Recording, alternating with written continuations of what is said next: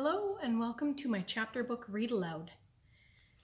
This is chapter 11 of Little House in the Big Woods by Ingalls.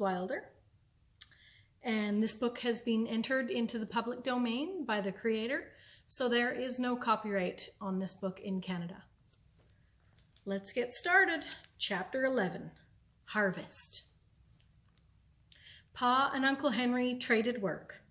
When the grain got ripe in the fields, Uncle Henry came to work with Pa, and Aunt Polly and all the cousins came to spend the day. Then Pa went to help Uncle Henry cut his grain, and Ma took Laura and Mary and Carrie to spend the day with Aunt Polly. Ma and Aunt Polly worked in the house, and all the cousins played together in the yard till dinner time. Aunt Polly's yard was a fine place to play, because the stumps were so thick. The cousins played jumping from stump to stump, without ever touching the ground.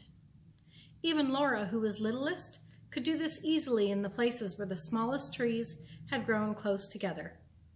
Cousin Charlie was a big boy, going on 11 years old, and he could jump from stump to stump all over the yard. The smaller stumps he could jump two at a time, and he could walk on the top rail of the fence without being afraid. Pa and Uncle Henry were out in the field, cutting the oats with cradles. A cradle was a sharp steel blade fastened to a framework of wooden slats that caught and held the stalks of grain when the blade cut them. Pa and Uncle Henry carried the cradles by their long curved handles and swung the blades into the standing oats. When they had cut enough to make a pile, they slid the cut stalks off the slats into neat heaps on the ground.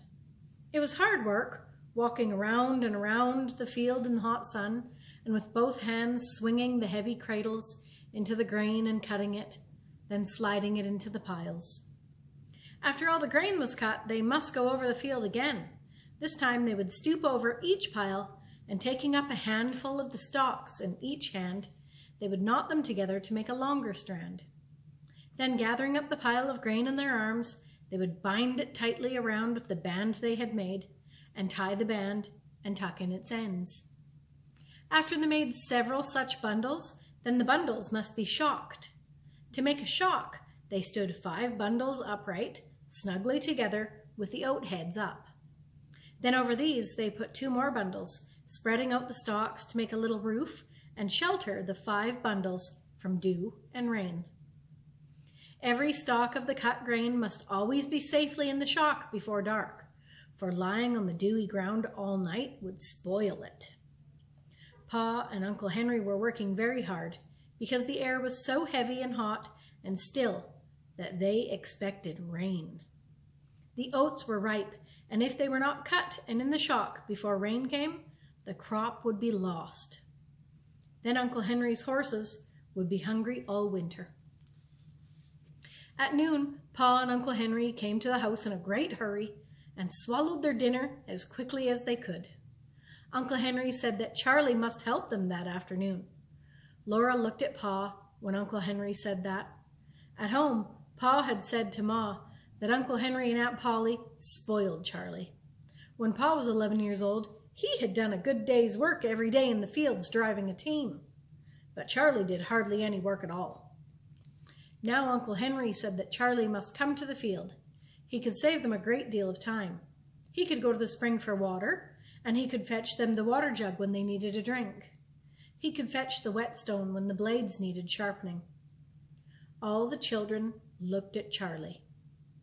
Charlie did not want to go to the field. He wanted to stay in the yard and play. But of course, he did not say so. Pa and Uncle Henry did not rest at all. They ate in a hurry and went right back to work, and Charlie went with them. Now Mary was oldest, and she wanted to play a quiet, ladylike play. So in the afternoon, the cousins made a playhouse in the yard. The stumps were chairs and tables and stoves, and leaves were dishes, and sticks were the children. On the way home that night, Laura and Mary heard Pa tell Ma what happened in the field. Instead of helping Pa and Uncle Henry, Charlie was making all the trouble he could. He got in their way so they couldn't swing the cradles. He hid the whetstone so they had to hunt for it when the blades needed sharpening. He didn't bring the water jug till Uncle Henry shouted at him 3 or 4 times, and then he was sullen. After that, he followed them around, talking and asking questions. They were working too hard to pay any attention to him, so they told him to go away and not to bother them. But they dropped their cradles and ran to him across the field when they heard him scream. The woods were all around the field, and there were snakes in the oats. When they got to Charlie, there was nothing wrong, and he laughed at them. He said, "I fooled you that time." Pa said if he had been Uncle Henry, he would have tanned that boy's hide for him right then and there. But Uncle Henry did not do it. They took a drink of water and went back to work. 3 times Charlie screamed, and they ran to him as fast as they could, and he laughed at them. He thought it was a good joke.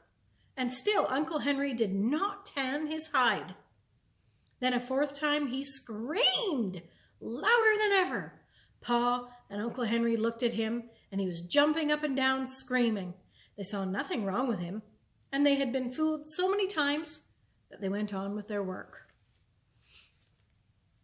Well, Charlie kept on screaming, louder and shriller. Pa did not say anything, but Uncle Henry said, "Let him scream." So they went on working and let him scream. He kept on jumping up and down screaming. He did not stop.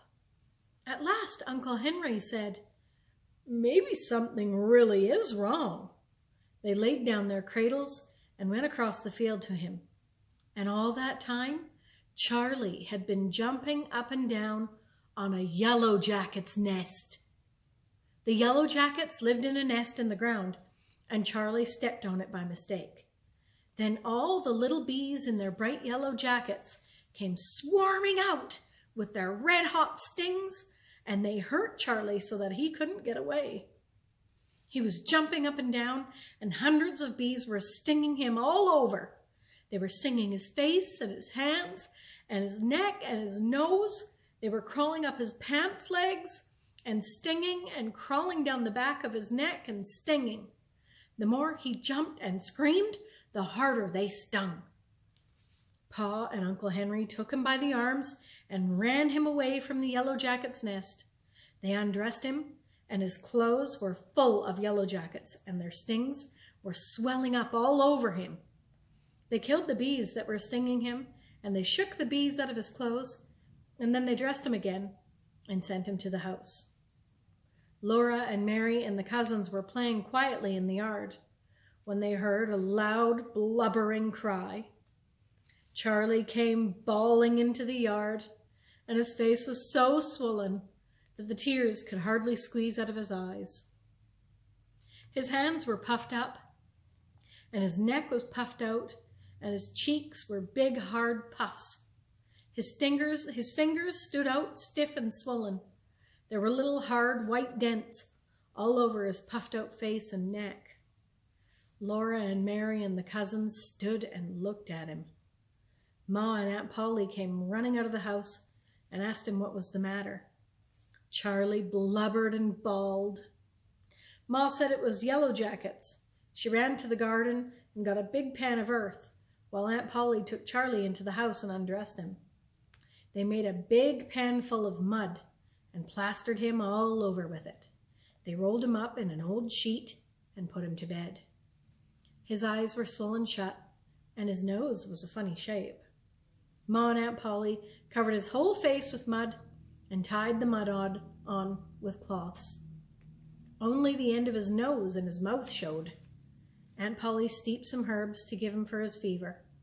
Laura and Mary and the cousins stood around for some time, looking at him.